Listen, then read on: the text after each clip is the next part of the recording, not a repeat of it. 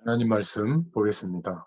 역대상 29장 10절부터 14절입니다. 역대상 29장 10절부터 14절입니다. 봉독합니다. 다윗이 온 회중 앞에서 여호와를 송축하여 이르되 우리 조상 이스라엘의 하나님 여호와여 주는 영원부터 영원까지 송축을 받으시옵소서. 여호와여 위대하심과 권능과 영광과 승리와 위엄이 다 주께 속하였사오니 천지에 있는 것이 다 주의 것이로소이다. 여호와여 주권도 주께 속하였사오니 주는 높으사 만물의 머리이심이니이다. 보와 귀가 주께로 말미암고 또 주는 만물의 주제가 되사 손에 권세와 능력이 있사오니 모든 사람을 크게 하심과 강하게 하심이 주의 손에 있나이다. 우리 하나님이여 이제 우리가 주께 감사하오며 주의 영화로운 이름을 찬양하나이다. 나와 내 백성이 무엇이기에 이처럼 즐거운 마음으로 드릴 힘이 있었나이까. 모든 것이 주께로 말미암았사오니 우리가 주의 손에서 받은 것으로 주께 드렸을 뿐이니이다. 아멘. 네, 오늘 이 본문은 다윗이 이스라엘 백성들과 같이 성전 건축할 모든 준비를 마쳐놓고 하나님 앞에 찬양 드리면서 또 영광을 들렸던 그런 기도의 고백의 장면입니다. 오늘 2월 9일 우리 이 시간에 역대기를 볼 텐데요. 오늘은 역대기 상 내용을 볼 겁니다. 이 전체의 제목으로는 하나님의 시대적 소원을 아는 지도자라는 제목으로 말씀을 좀 정리해 보겠습니다. 먼저 개요 부분을 보시면 이 역대기는 역대기상 29장까지 그리고 역대기하는 36장 이렇게 되어 있습니다. 역대기는 사무엘 상하, 열왕기 상하와 같이 동시대의 역사를 말하고 있는데 역대상은 주로 다윗의 통치 전반을 다루는 역사를 말하고 있고 또 솔로몬의 즉위와 성전 건축 또 그 이후에 왕국이 분열되고 또 남유다 왕국의 역사를 다루는 것이 역대하로 구분됩니다.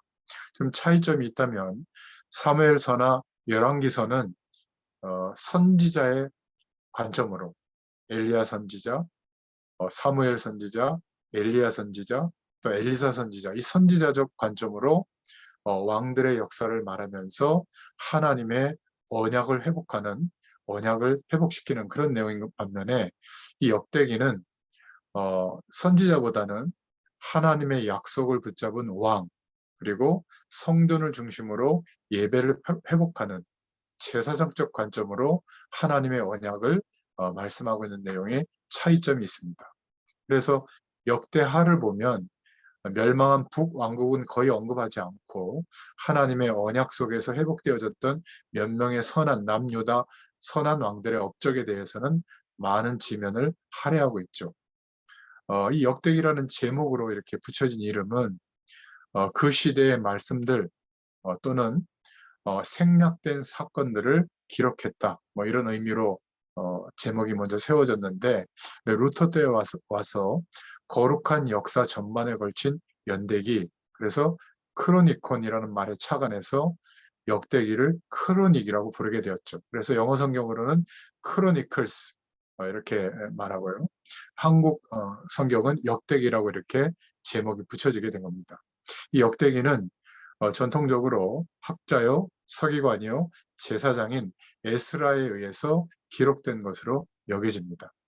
이 역대기의 배경은 간단하게 말씀드리면 마지막 시드기야 임금이 두 눈이 뽑혀서 바벨론에 이스라엘이 점령 완전히 멸망당하고 이스라엘 백성들이 바벨론의 포로로 끌려가죠. 그리고 100년쯤 뒤에 포로 생활하고 난 뒤에 다시 하나님을 아는 고레스 왕 때문에 너희 중에 무릇 그 백성된 자는 다 유다 예루살렘으로 올라가서 거기 있는 여호와의 전을 건축해라. 스가랴 1장 3절에 나오는데요. 이 고레스 왕 때문에 다시 예루살렘으로 돌아오게 되고 그리고 성전을 건축하는 그런 일을 하게 됩니다. 그런데 바벨론 포로에서 예루살렘으로 돌아온 지 100년쯤 지난 역사적 상황이 어땠냐면 모세와 그 왕조를 통해서 하나님이 역사하실 것이라는 그 약속은 희미해져 있고, 뭐 경제적으로나 삶의 내용이 굉장히 이렇게 낙후돼 있었거든요. 그리고 바벨론 포로로 있을 때 그 악한 신하 하만으로 인해서 유대 공동체는 큰 위기를 당했죠. 그래서 이스라엘 백성들이 뭔가 사기가 많이 줄어들고, 하나님께서 우리 조상 또 아브라함과 또 모세를 통해서, 그리고 다윗 왕을 통해서 하신 그 약속이 우리에게 유효한가? 막 이런 의심도 되고요. 또 과거의 영광을 회복할 그런 가능성이 별로 없어 보이는 이런 신앙의 위기를 맞고 있었는데, 여기에 대해서 다시 하나님의 약속을 붙잡은 다윗 왕과 솔로몬 왕을 중심으로 어떻게 하나님이 역사하셨는지 역대기의 내용을 통해서 해답을 주려는 것이 바로 오늘 역대기 상 내용의 목적이라고 볼 수 있습니다. 그래서 역대기는 전반적으로 다윗이 하나님의 약속을 붙잡고 언약궤를 회복시키고 언약궤를 모실 성을 마련하고, 또 나중에는 성전을 건축하는 그 중심 때문에 하나님께서 다윗과 그 후손을 통해서 언약을 맺습니다. 하나님께서 영원히 형통케 하리라고 하는 언약을 맺는데, 이 다윗 언약이 지금도 우리에게 유효하다. 그리고 또 하나는 이제 성전을 건축했는데요. 그 성전이 건축되어진 그 내용을 다시 회복하면서 언약궤를 중심으로 하나님께서 왜 이 가나안 땅에 정착하게 하는지, 가나안에 오실 메시아가 출생할 것인데 우리가 여기에서 정착하고 다른 민족들과 그런 전쟁에서도 반드시 이기게 되고 승리하게 될 것이다. 왜냐하면 약속하신 그 일을 하나님이 이루실 것이다. 그런 약속을 중심으로 말씀이 성취되어지는 응답을 누리는 예배가 회복되어지는 이 중심으로 역대기가 기록되어져 있죠. 그래서 그 약속을 회복하고 성전 예배를 회복하는 그 왕이 있으면 하나님이 선한 왕으로 평가하고, 그렇지 않고 성전이 더럽혀지고 하나님의 약속이 희미해지는 그런 역할을 한 왕들은, 우상숭배 왕들은 하나님이 굉장히 심각한 문제가 오도록 하는 내용을 경고하고 있습니다. 그래서 역대기의 주요 내용은 역대상 1장부터 9장까지는 다윗이 즉위하는 내용과 다윗의 족보에 대해서 말하고 있고요. 또 10장부터 12장까지는 다윗이 즉위하는 왕으로, 그리고 13장부터 27장까지는 다윗의 통치에 대해서 나옵니다. 언약궤를 회복하는 장면이라든지 이런 것들이 나오죠. 그리고 28장부터 마지막 29장까지 역대상에 보면 다윗의 말년이 나옵니다. 성전 건축 준비를 하고 또 다윗의 죽음이 이렇게 기록되어져 있죠. 그리고 역대하 1장부터 7장에는 이제 솔로몬이 통치가 시작되는데 성전 건축하는 장면이 나오고요.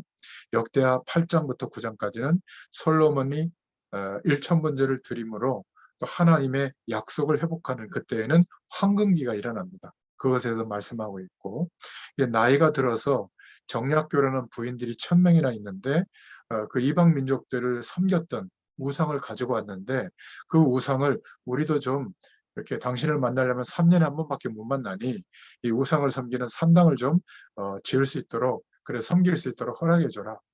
왕권에 심취하고 자기를 통해서 어마어마한 부흥이 일어났기 때문에 뭐 그 정도 허락해봐야 무슨 문제가 되겠는가.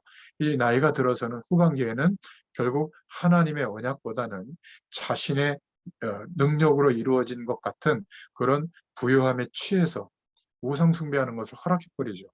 그래서 강원도만한 땅덩어리에 일시에 우상이 천군에나 깔리게 되는 겁니다. 그래서 이 일 때문에 이제 왕국이 남과 북으로 나눠지게 되고, 그 분열된 내용이 역대하 10장부터 11장에 나오고요. 결국 유다가 마침내 유다 나라의 하나님의 약속을 기억하는 왕들이 있고, 또 그렇지 못한 왕들에 대한 내용이 역대하 11장부터 36장까지 나옵니다. 이런저런 사건이 그것을 말하고 있거든요. 결국 역대하 36장에 남유다도 패망하는 그런 내용으로 역사가 맞춰지게 됩니다. 그래서 우리가 좀 본론으로 생각해 볼 것은 1세대, 복음 1세대, 먼저 복음받은 부모 세대들이 붙잡아야 할 역대기상의 메시지는 다른 말씀 운동하는 현장에서 말씀을 했고요. 이 청년 다락방 전문인 산업인들이 붙잡아야 할 역대기의 말씀, 그 말씀은 오늘 이 시간에 정리를 해보도록 하겠습니다. 서론으로 생각할 것은 역대상은 왕들의 이야기죠. 특히 사울 왕이 나오고 초반부에, 그리고 다윗 왕, 솔로몬 왕이 나옵니다. 이 세 사람의 이야기가 역대기의 내용인데, 이 왕이라는 말은 이 시대의 말로 하면 서밋이죠, 서밋. 그런데 이 서밋이 되어도 왕이 됐다고 하는 것은 왕의 모든 권한이 있잖아요. 국가 전체의 권력을 사용해서 중요한 일들을 해나갈 수 있는 힘이 있는데, 하나님이 볼 때는 수많은 서밋이 있었지만, 왕들이 있었지만 영적 서밋이 되라는 겁니다. 그래서 영적 서밋이라는 것은 바로 하나님과 함께하는 그 축복이 하나님의 약속을 믿는 믿음 안에서 시작된다는 것을 아는 것이죠. 왜 우리가 이 가나안 땅에 정착하고 있고 전쟁을 하고 있고, 나는 왜 왕이 되었는가? 또 우리 민족은 왜 존재하는가? 오실 메시아의 약속을 붙잡고 메시아를 보낼 이곳에 우리가 정복하고 살아가면서 성공적으로 왕국이 부유해지는 것이 목적이 아니라, 메시아 사상, 오실 메시아를 모든 민족에게 전달해야 될 하나님의 부르심 앞에 있다는 것을 알고 있는 왕, 그 왕이 섰을 때는 여지없이 하나님이 복을 내리십니다. 그리고 어떤 전쟁에서도 이기게 하시죠. 엘리사 선지자 한 명이 있을 때는 엘리사 선지자가 기도하니까 아람 제국의 그 군대들 18만 5천 명의 눈이 막 가려지지 않아요? 그래서 봉사가 돼서 사마리아 끌고 가서 죽일 수도 있었지만 밥을 먹여서 보내죠. 그 소식을 들은 아람 제국의 황제가 어떤 태도를 취했죠? 저 엘리사가 있는 동안에는 안 되겠구나. 영적 서밋이 세워진 그 기간, 그리고 하나님의 축복을 아는 후대들을 세워가는 그 운동이 일어났을 때는 하나님께서 대단한 어떤 이스라엘의 배경과 어떤 노력 때문이 아니라, 하나님의 축복으로 언약이 성취되어지는, 하나님의 약속이 이루어지는 응답을 누리게 한 겁니다. 그래서 우리가 이 역사서를 볼 때 가장 중요한 하나님의 뜻이 어디에 있는가, 여기에 대해서 눈을 떠야 되겠죠. 그래서 이 역대기 전체의 메시지는 영적 서밋이 되라는 겁니다. 우리가 세상적으로 서밋도 돼야 되겠지만, 하나님의 이 영원한 축복, 하나님의 언약을 아는, 그리고 그 믿음을 회복한 영적 서밋이 돼야 되는데, 영적 서밋으로 어떻게 가느냐가 중요하겠죠. 서론으로 좀 생각해 볼 것은, 가장 먼저 복음 서밋이 돼야 됩니다. 복음 서밋이라는 말은 내가 알고 있는 모든 사람들에게 하나님이 나와 함께 하시는 이 영원한 축복을 말해줄 수 있는 가장 중요한 기준, 우리의 노력과 열심과 최선이 아니라 하나님께서 약속하신 일을 이루셨잖아요. 구약에는 메시아를 보낼 것이다. 그 약속이 예수님이 오셔서 죽으시고 부활하심으로 재창조의 능력으로 우리가 하나님을 만날 수 있는, 영원한 하나님의 축복을 누릴 수 있는 그러한 길이 열려지게 됐는데, 이 복음에 대한 가치가 내게 가장 중요하게 사실적으로 확인되어진 사람, 그 사람은 복음의 서밋이라고 할 수 있겠죠. 하나님은 이 복음을 그 사람을 통해서 복음의 영향력을 나타나게 하십니다. 근데 문제는 이 복음을 하나님의 말씀으로 들어서 알기는 쉬운데, 내 모든 삶에서 복음을 체험하기가 참 쉽지 않습니다. 그래서 굉장한 어려움을 당하다가 복음을 만나서 이긴 사람도 있죠. 그러나 그게 기준이 되면 아마 그 사람은 계속 어려움을 당하다가 복음을 깨달아야 되지 않을까요? 또 어떤 사람은 큰 사고가 나서 복음을 깨닫기도 합니다. 근데 그건 다양한 일이지, 그게 기준이 되면 고생하죠. 또 큰 중병에 걸렸다가 하나님의 은혜를 받고 복음을 깨닫기도 합니다. 나쁜 것은 아니지만 그렇게 하면 인생이 힘들죠. 야곱의 고백처럼 험악한 세월을 살았다, 막 그렇게 말할지도 모릅니다. 또 현장을 보고 복음을 깨달았다, 죽어가는 사람들을 보고 이렇게 말하는 사람도 있는데, 맞는 말이고 다양한 일이지만 우리가 눈으로 보고 경험하는 현장은 굉장히 작습니다. 그러니까 우리 복음 가진 청년 전문인 산업인들이 우리의 인생의 경험을 통해서 현장을 다 볼 수 있다는 것은 힘들죠. 그래서 주로 어떻게 복음 서밋, 복음을 가장 우리의 삶 속에서 체험할 수 있을까? 그것은 말씀입니다. 하나님의 말씀이 저와 여러분 안에 각인되어질 때 굉장한 창조의 기적이 일어납니다. 여러분이 아침에 조금 일찍 일어나서 주일날 예배드렸던 말씀을 생각하면서 하나님, 이 말씀을 통해서 나에게 어떤 복음의 가치를 알게 하시려고 이 말씀을 주셨죠? 조금만 물어보고 질문해 보면 인격적으로 함께 하시는 성령 하나님께서 깨닫게 해주십니다. 그 깨닫게 해주시는 생각이 어떤 주제어가 될 수도 있고 또 내가 회개해야 될 내용이 될 수도 있고 도전해야 될 내용이 될 수도 있고 어떤 하나님의 뜻을 깨닫는 내용이 되기도 하겠죠. 그럼 그 내용을 하나님 앞에서 성령이 주시는 생각을 자꾸 생각하고 기도해 보면 뭔가 하나님께서 이렇게 내게 말씀하시는 게 아닌가 확정을 해 주십니다.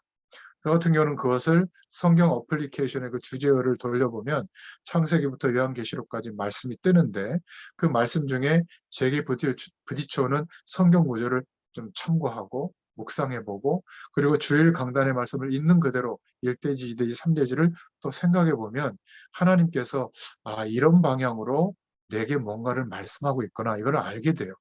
그것을 좀 생각하면서 나의 생각으로 정돈해보는 시간, 문장으로 적어보는 시간이 있거든요. 처음에는 한 문장 정도로 함축해서 적어봤는데 이것을 다른 사람에게 말씀 포럼으로 올려보니까 저는 어떤 의미인지는 알지만 상대방은 너무 함축적 의미다 보니까 잘 이해가 안 되는 것 같은 느낌이 들어서 이것을 조금 더 생각하면서 문장으로 새 문장으로 써서 새 단락으로 써서 올리기 시작했어요. 말씀 포럼으로. 그게 바로 아침마다 올리는 그런 묵상의 내용들이죠. 저는 이렇게만 하고 있는데 뭐 특별한 신앙 행위를 한 건 없습니다. 어떤 증상이 없어졌냐면 상대적으로 이 세상을 살아가면서 막 열등감을 느끼거나 또는 막 너무 스트레스를 받거나 또는 막 욕심이 생기거나 또 막 어딘가에 집착해서 내가 그것을 안 했기 때문에 문제가 온다. 또 미래에 대해서 두려워하거나 어떤 영적 세력에 대해서 두려워하거나 뭐 저도 그랬거든요. 어린 시절에는. 근데 믿음이 적을 때는 그랬지만 아침에 또 밤에 잠들기 전에 잠깐 하나님의 말씀을 묵상하고 생각해보는 기도하는 시간을 갖고 있는데 어느 날부터 내 안에 불안해하거나 열등감을 느끼거나 막 다른 사람들을 신경 쓰는 생각이라거나 뭐 이렇게 너무 세상적으로 막 그것에 집착하거나 이런 것이 사라지기 시작하는 거예요. 내 환경이나 조건은 그렇게 대단하게 변화되는 게 없었지만 그래도 영적으로 감사가 나오고 또 하나님의 말씀이 내게 살아 역사하는 말씀으로 응답되기 시작한 겁니다. 그러니까 솔직히 우리가 출생해서 살아왔기 때문에 세상에서 돈이 있어야 돼. 건강해야 돼. 또 성공하는 삶을 살려면 이렇게 해야 돼. 맞는 얘기지만 그것이 가나안 땅에 사는 이스라엘 백성들처럼 우리가 왜 가나안 땅에 정착하고 있는지, 왜 왕정 국가가 시작이 됐고, 왜 전쟁에서 이겨야 되고, 왜 기근이 들었을 때 뭔가 이렇게 풍요를 누릴 수 있는 길로 가야 되고, 거기에만 집착한다면 본말이 전도된 거지. 메시아 오실 땅에 정착하게 하신 하나님의 이유와 그리고 메시아가 오실 것을 모든 민족들에 전달해야 될 선교적 축복을 잃어버리게 되면 열심히 최선을 다해서 살고 예배하는데도 불구하고 하나님의 방향과 맞지 않는 겁니다.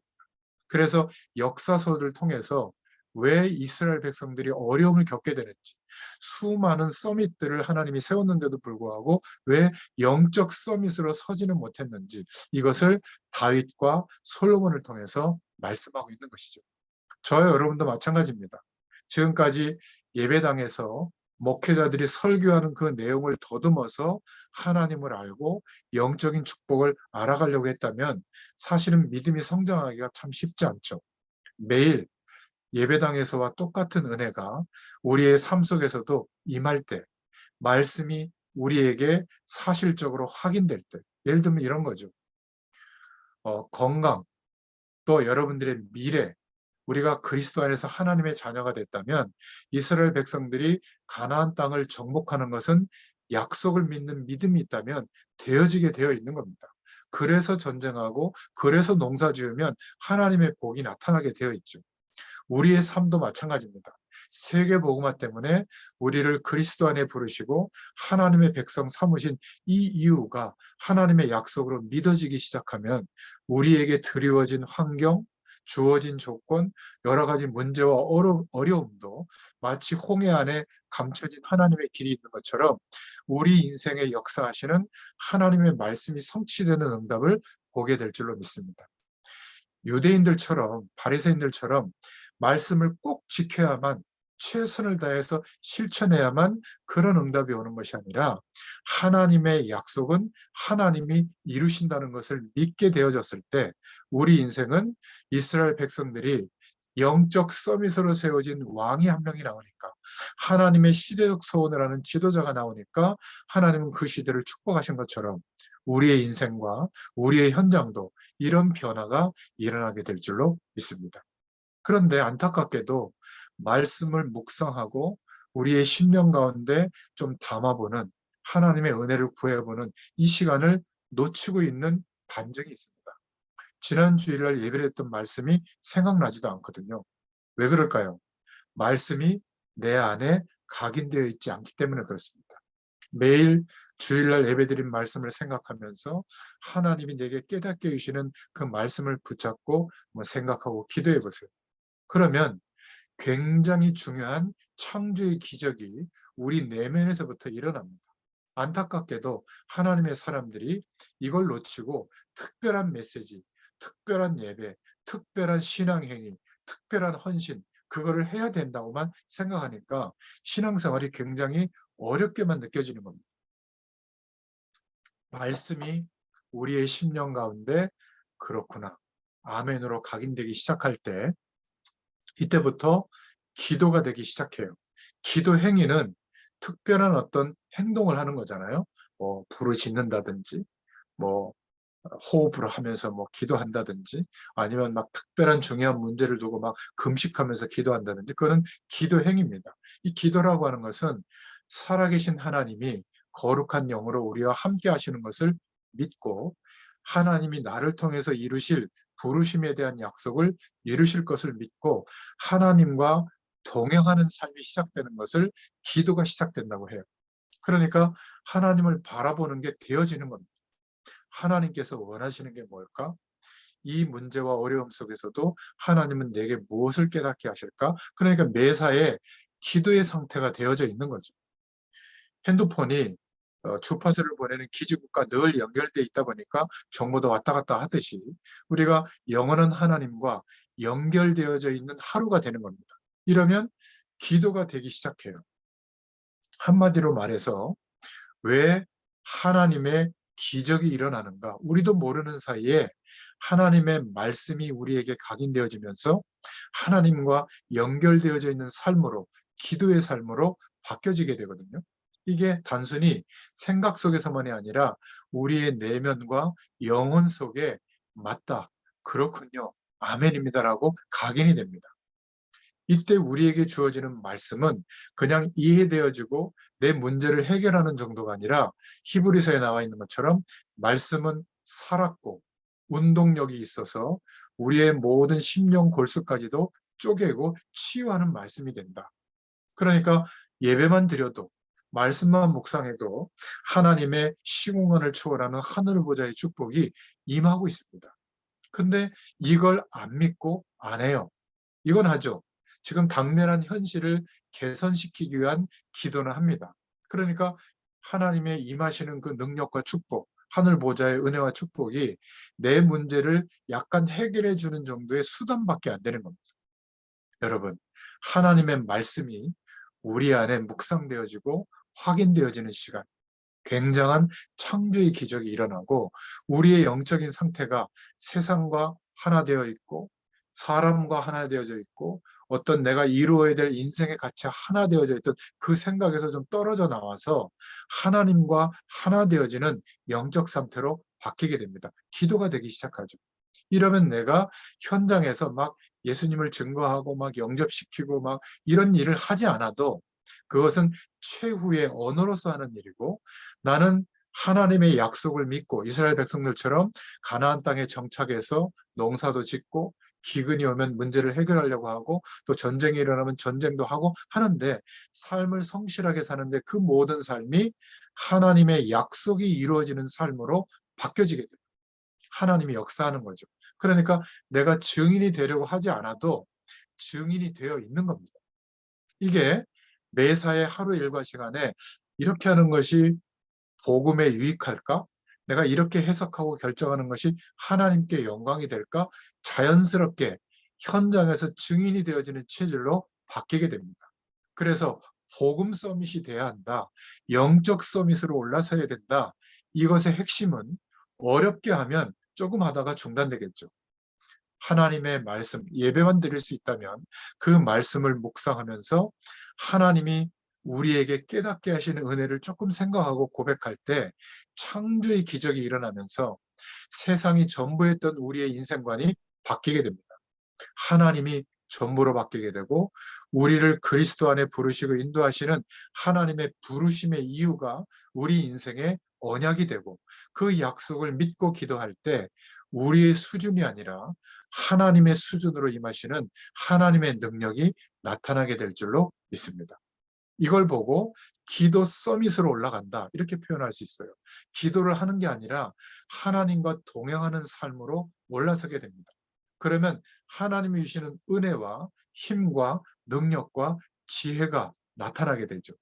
그 안에서 공부하고 그 안에서 일하는 것은 하나님의 언약을 믿는 믿음, 이것이 좀 없는데 열심히 공부하고 열심히 노력해도 결과가 크게 나타나잖아요. 그것과 비교가 안 됩니다. 왜? 하나님의 역사와 연결되어지는 결과가 나타나는 거거든요. 그런데 이스라엘 백성들이 아무리 강대국과 동맹을 맺고 혼인조약을 맺고 강대국에 전쟁하는 방법을 가지고 오고 무기들을 개발하고 전략을 개발시켜도 그 왕 때는 반드시 전쟁에 집니다. 왜죠? 가나안 땅에 있게 하시는 모든 민족에게 메시아 오실 것을 전달해야 될 하나님의 약속을 놓친 열심이거든요. 그 열심을 해도 강대국과 비슷한 부흥이 오는데 그게 얼마 가지 않고 결국은 침공당하고 망하게 되는 그런 결과가 오게 되는 겁니다. 여러분 질문 안 해보셨어요? 하나님께 왜 내가 이렇게 열심히 일하고 공부하고 노력하는데 그래서 예전보다 더 나은 조건이 형성됐는데도 불구하고 나는 이렇게 힘들죠?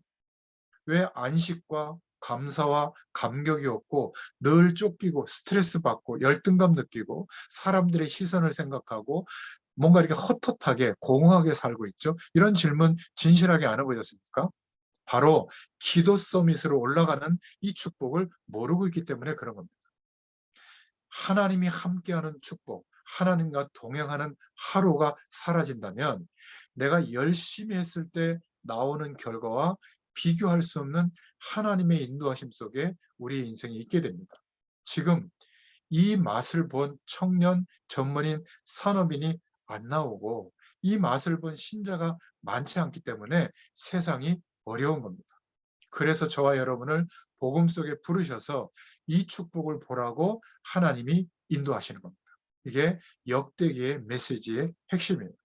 그러면 다윗을 보세요. 목동으로 남겨져 있는 다른 청년들은 마을의 청년들은 전부 전쟁터에 나와서 공을 세워서 관직에 등용되는 그 자리에 있는데 제비뽑기에 밀렸던지 마을에 남아서 마을의 양들을 대표로 책임지고 양을 치고 있는 겁니다. 푸른 초원, 성화 같은 데 보면 그렇게 나오지만 이스라엘의 광야는 푸른 초원이 거의 없어요. 그냥 이렇게 오아시스 같은 샘이 있는 곳에서만 좀 풀이 있죠. 그런 곳을 찾아다니면서 양들을 먹이고 지키는데 목동 시절에 가장 열악했던 시절에 뭘 깨우쳤죠?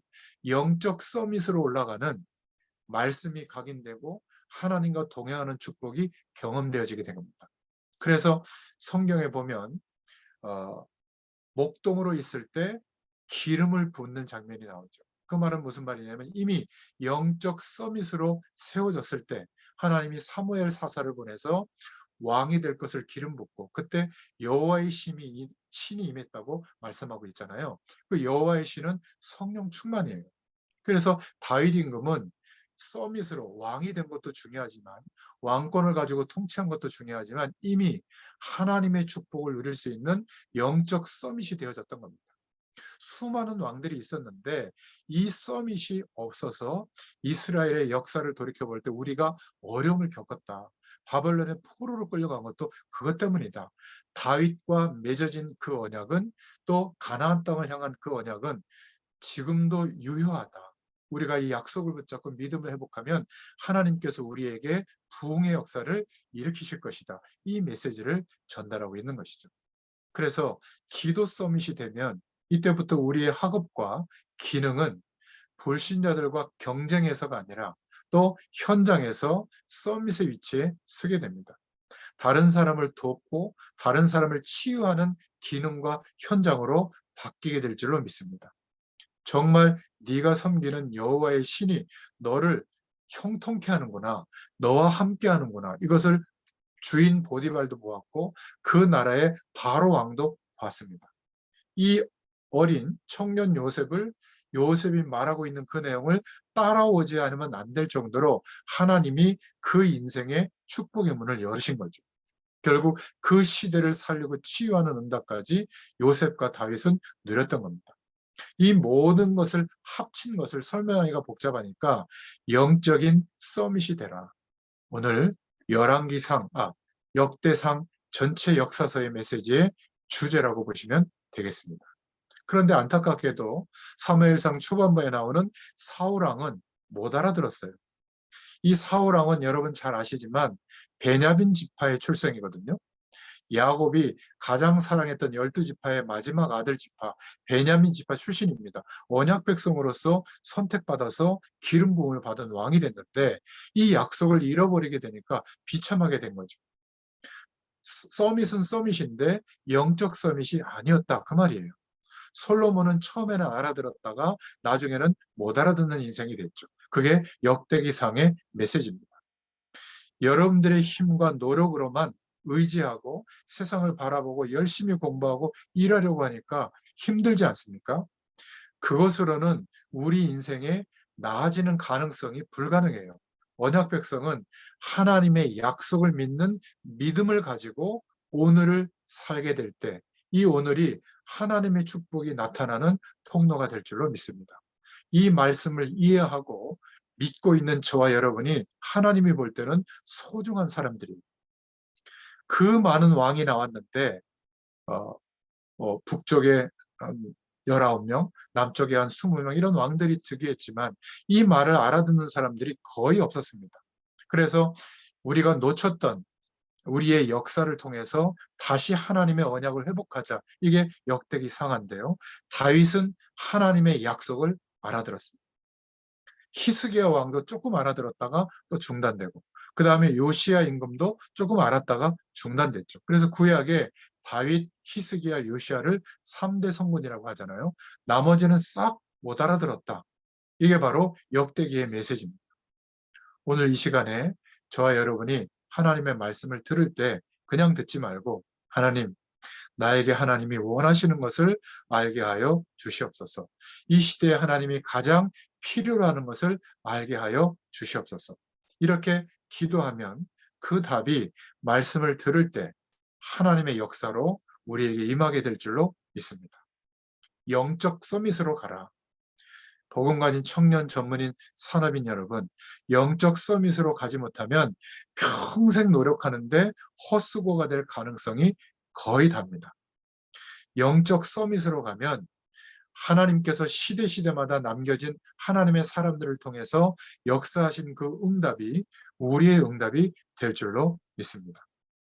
영적 서밋이 되지 못했는데도 열심히 노력하면 어떤 결과를 맛볼 수가 있습니다. 그런데 그 결과는 나중에 더 큰 문제로 다가갈 가능성이 많아요.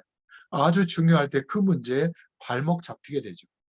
이 말을 못 알아듣고 오늘 역대기에 등장하는 수많은 왕들의 이야기를 연구해 본들, 성경 공부해 본들, 언제 죽고 어디서 살고 무슨 일을 했는지 알아본들, 하나님의 말씀이 살아 역사하는 말씀이 되지 못하는 겁니다. 영적 서밋이 되라.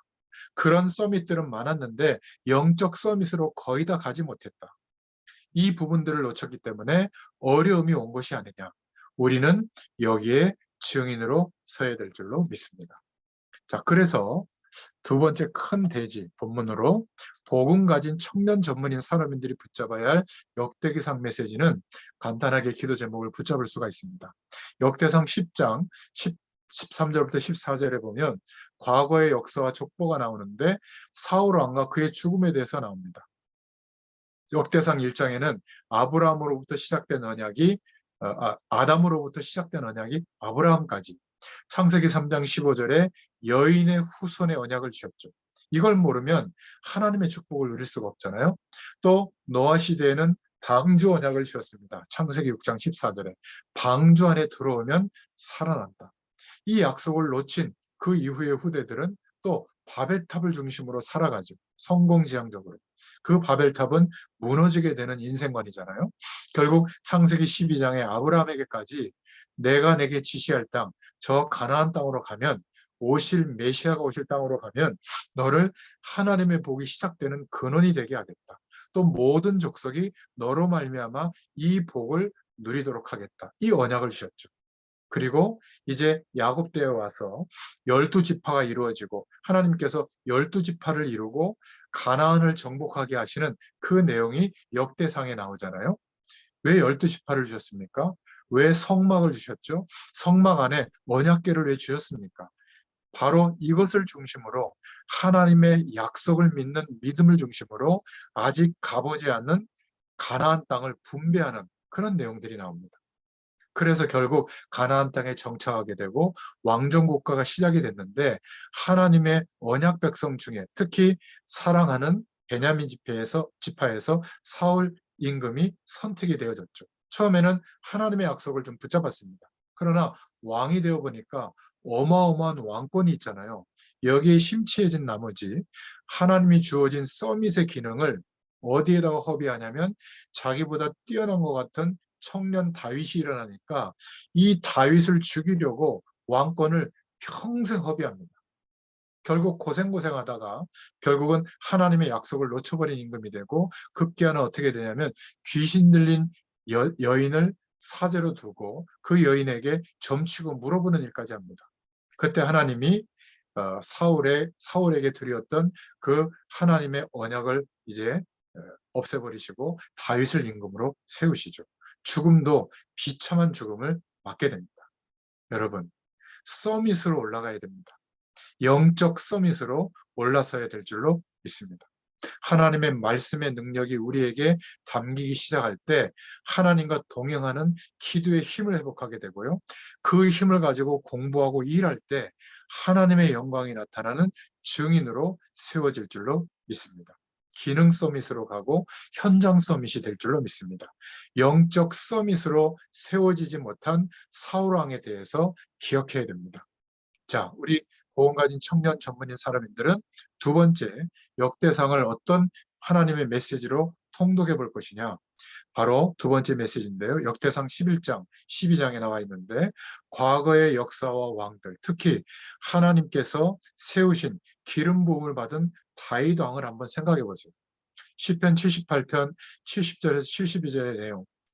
소년 목동으로 있을 때 양 한 마리도 잃어버리지 않을 정도로 그 손에 공교함으로 양을 지키는 장면이 나오는데, 그러니까 너희들도 여러분들도 열심히 일하고 열심히 공부해서 세상에 성공할 준비를 해라, 그 메시지가 아니에요. 버려져 있는 가장 열악한 어려운 시절에 목동으로 있을 때 바로 영적 서밋으로 올라섰다, 그 말이에요. 목동으로 있을 때 그래서 하나님이 왕으로 지명한 겁니다. 그래서 사무엘상 16장 1절부터 13절에 보면 대제사장 사무엘을 보내서 왕이 될 것을 알려주셨죠. 역대상 11장 1절부터 7절에 드디어 왕이 된 겁니다. 여러분, 똑같은 메시지예요. 기름 부음을 받은 다윗이 이미 영적 서밋이 되어 있었다는 겁니다. 살아있는 하나님의 말씀이 우리 안에 각임이 되면 기도의 힘이 회복됩니다. 이것을 가지고 공부하고 일하시라.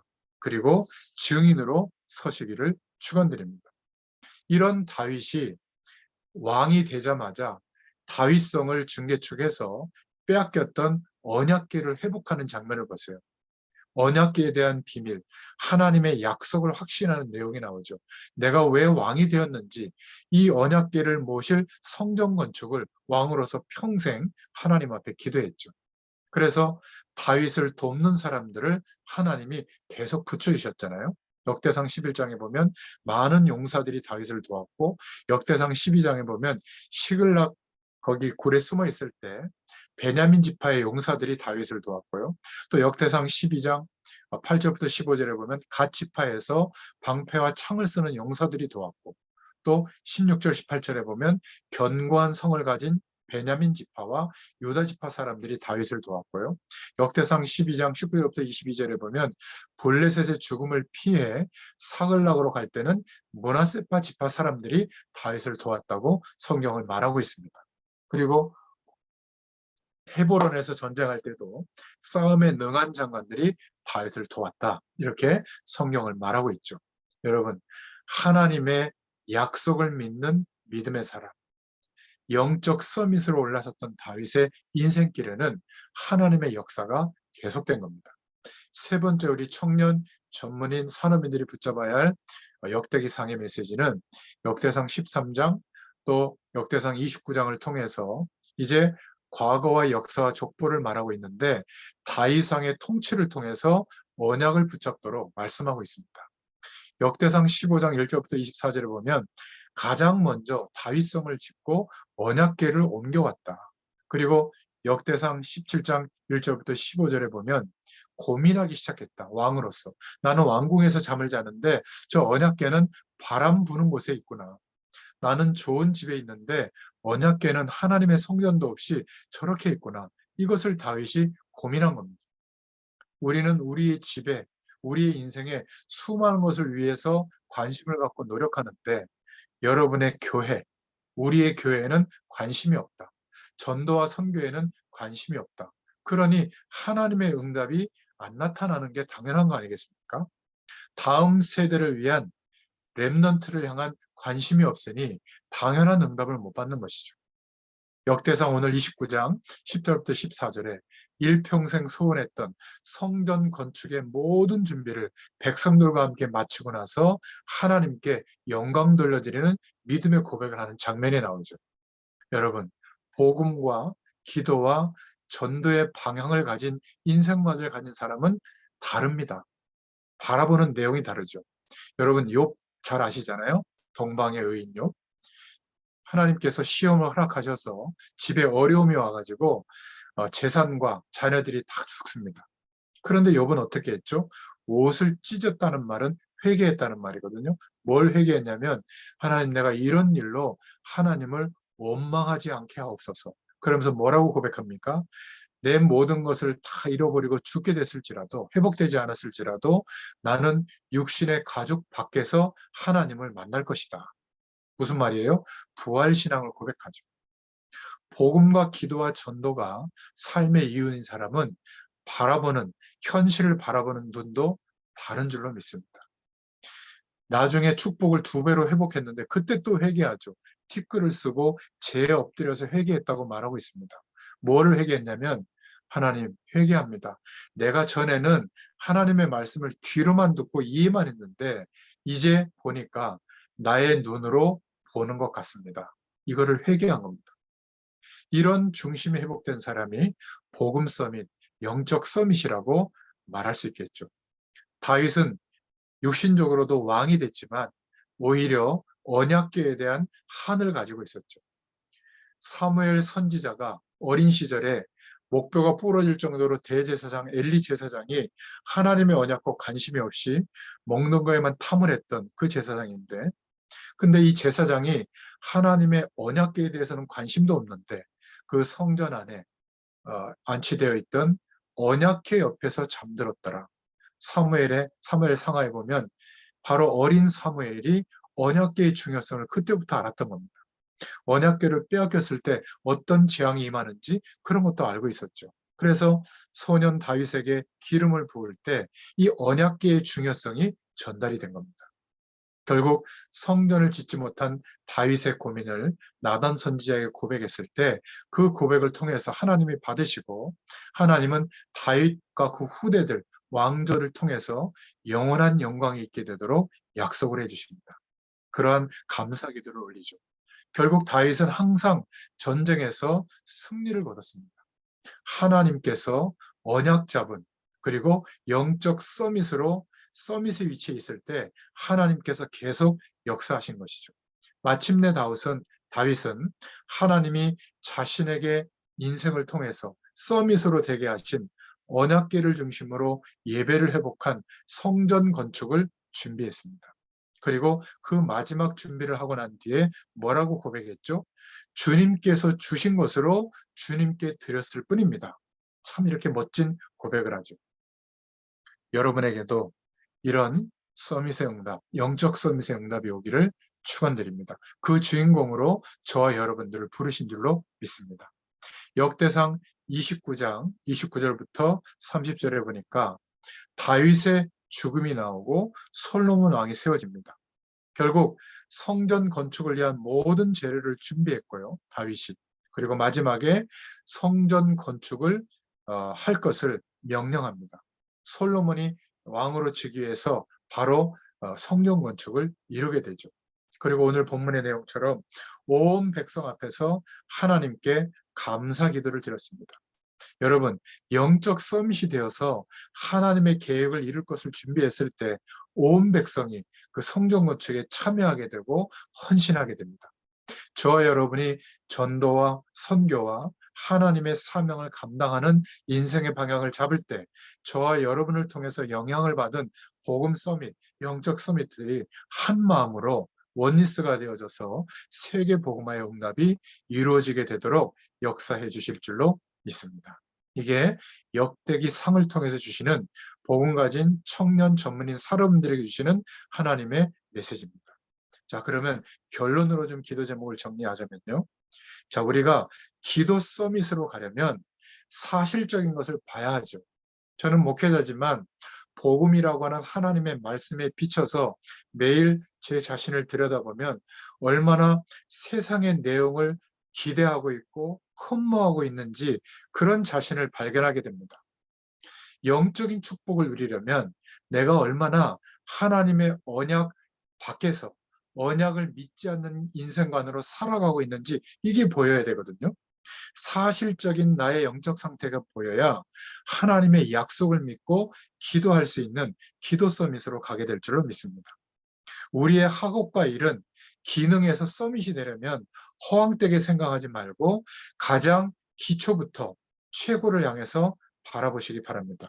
우리는 성공이 목적이 아니라 가나안 땅을 정복하는 게 목적이 아니라 그 가나안의 모든 족속에게 하나님께서 오실 것, 메시아가 오실 것을 전달하는 그 사명이 있는 것이거든요. 그래서 우리의 하루와 우리의 일은, 우리의 기능은 서밋으로 가는 게 당연한 거예요. 하나님이 그렇게 되게 하실 겁니다. 그래서 가장 기초부터 밑에서부터 시작할 수 있기를 바랍니다. 그리고 하나님의 역사를 바라보기를 바랍니다.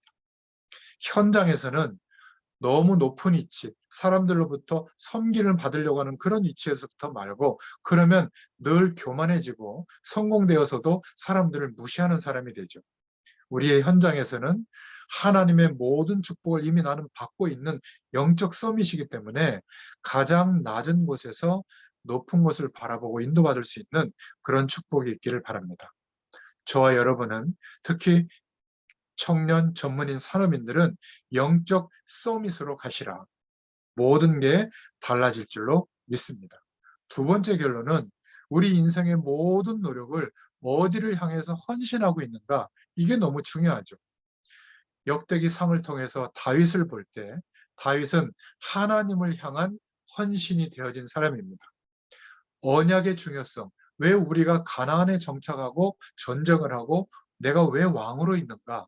여기에 대해서 헌신했죠. 사무엘의 마음에 있었던 언약의 사상, 모든 우상을 버리고 하나님께 돌아오게 하는 이 마음이 다윗에게 전달이 됐고 기름 부음을 받을 때 왕이 될 것을 받을 때 이 언약 사상이 전달된 겁니다. 그래서 일평생 하나님의 언약궤를 성전에 모시고 예배가 회복되어질 그 축복을 기대하고 누렸던 것이 다윗이 살았던 이유죠. 언약에 대한 헌신, 저와 여러분에게도 있기를 축원드립니다. 두 번째는 성전을 향한 헌신이었어요. 어떻게 하면 이 언약궤를 중심으로 예배가 회복되어질까? 우리도 마찬가지입니다. 우리의 믿음의 고백이 우리가 섬기는 교회를 중심으로 땅끝까지 이 복음이 어떻게 전달돼야 될까? 그 속에서 나와 함께하는 믿음의 권속들은 어떤 축복을 누려야 될까? 그래서 일평생 성전 건축을 준비하고 온 회중들과 같이 하나님께 찬양하는 장면으로 역대기상이 맞춰지죠. 이 언약이 우리에게도 있기를 축원드립니다. 그리고 이 다윗은 세 번째로 어디에다 헌신했냐면 전 세계에 오실 메시아 약속, 여호와를 증거한 선교에 헌신했던 삶이었어요. 사무엘상 17장 46절에 보면 온 땅으로 이스라엘에 하나님이 계신 줄 알게 하옵소서. 이게 다윗의 고백이었습니다. 그래서 시편에 많은 찬양의 가사들이 그중에 75편 이상이 다윗의 작품이었죠. 하나님이 내게 알게 하시고 체험케 하신 그 은혜를 글로 남겨서 후대들과 모든 민족에게 알리려고 했던 겁니다. 여러분이 받은 은혜와 감사와 감격을 누군가에게 이야기할 때 말로만이 아니라 그것을 전달할 수 있는 신앙 고백 또는 말씀 묵상의 글 또는 중요한 어떤 은혜를 체험한 것을 영상 자료로도 한번 남겨보세요. 이런 것들이 굉장히 중요해집니다. 저는 묵상한 내용들, 매일 묵상한 내용들을 기록해서 이렇게 올리고 있잖아요. 이게 1000편이 넘습니다. 제가 어느 날 사역을 못할 그런 나이나 환경이 됐을 때는 그런 내용들을 모아서 책자로 만들어서 또 전달도 하고 전도 자료로 사용할 계획이거든요. 또 이 말씀도 코로나 때문에 녹취하기 시작했고 줌으로 하기 시작했는데 이 말씀도 이제 내가 어떤 중심으로 목회자로서 살아왔는지가 증명되는 내용이잖아요. 이게 벌써 500편 가까이가 됩니다. 참 귀한 하나님의 은혜의 결과물들이죠. 이런 것들을 여러분들도 선교를 위해서 헌신한 마음으로 준비해 보세요. 여러분들의 물질, 여러분들의 건강, 여러분들의 산업, 여러분들의 전문성 이런 것들이 하나님 앞에 선교의 헌신이 될 수 있는 준비를 할 수 있기를 축원드립니다. 바로 이것이 나를 살리는 헌신이 될 줄로 믿습니다. 창세기 6장 14절에 방주를 만드는데 누구를 위해서요? 너를 위하여 방주를 만들라 말씀하고 있죠. 오늘 역대상 29장 10절부터 14절에도 주의 손으로 받은 것, 주의 손에서 받은 것으로 주께 드리는 헌신을 했을 뿐입니다. 이런 축복이 있기를 바랍니다. 그래서 우리가 결단할 때 막 열심히 하는 것보다 무엇을 위한 헌신인가가 중요합니다. 그리고 비전을 품을 때도 허황되게 하지 말고 하나님이 주시는 비전, 이것을 붙잡을 수 있기를 축원드립니다.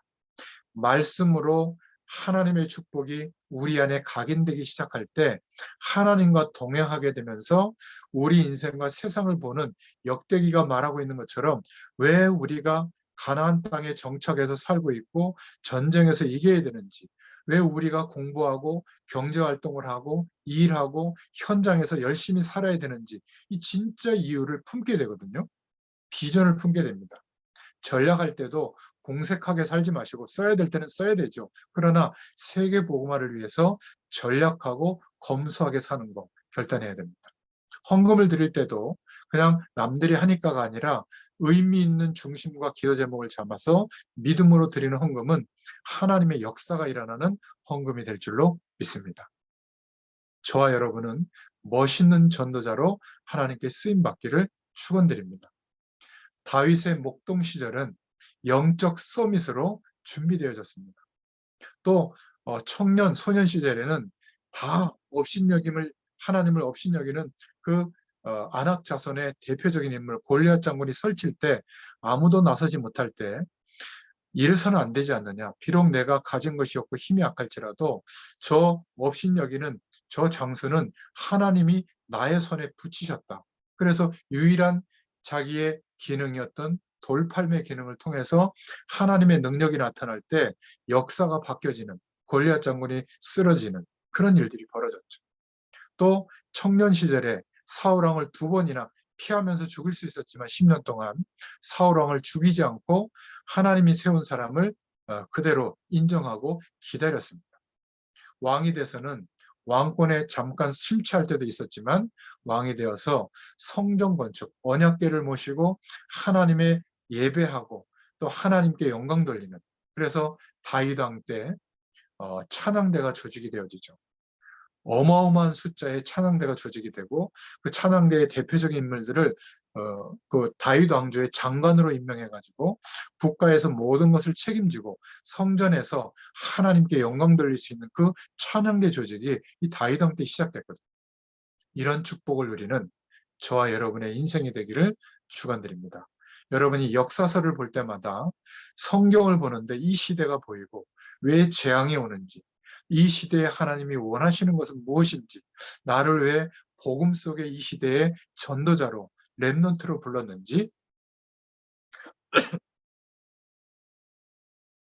복음 가진 청년으로 또 전문인으로 산업인으로 부르셨는지 그 이유를 확신하게 될 줄로 믿습니다. 그래서 2023년은 똑같은 해가 아니라 영적 서밋으로 그 규모가 찾아지고 세워지는 응답이 있기를 축원드립니다. 기도하겠습니다.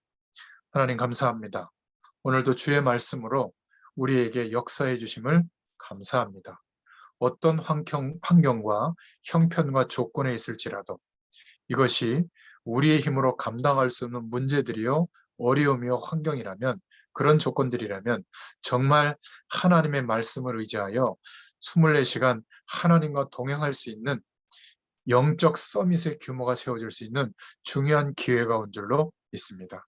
특별히 우리 청년 전문인 산업인들에게, 이 말씀을 듣는 모든 주의 백성들에게 하나님께서 역사해 주셔서 우리가 세상에 어떤 서밋으로 세워질지라도 영적 서밋의 응답을 먼저 체험하게 하시고 그 힘과 배경으로 이 세상에 우리를 부르시고 인도하시는 하나님의 소원을 가진 하나님의 일꾼으로, 하나님의 남겨진 자로, 영적 서밋으로, 지도자로 세워질 수 있도록 축복하여 주시옵소서. 예수님의 이름으로 감사하며 기도드렸습니다. 아멘. 감사합니다.